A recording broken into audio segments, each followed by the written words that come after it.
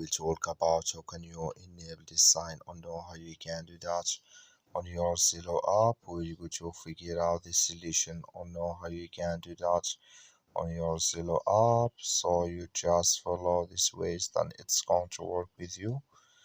So all you have to do, so you just go above this sign, click on it here, just click on it. Then it's going to show for you a list like this here. Then you click here on options, so just click on it here. Then you come to this list. Then all you have to do, so you just click here on notifications, so just click on it here. Then you come to this list. Then all you have to do, just go down here, so you keep going down, come here to Bluetooth disconnect vibration, click in this sign. Then like you see this color show for us, that's mean here Bluetooth disconnect vibration enable with us now. That's all you have to do. Thank you for watching. Don't forget to support us by liking, subscribe.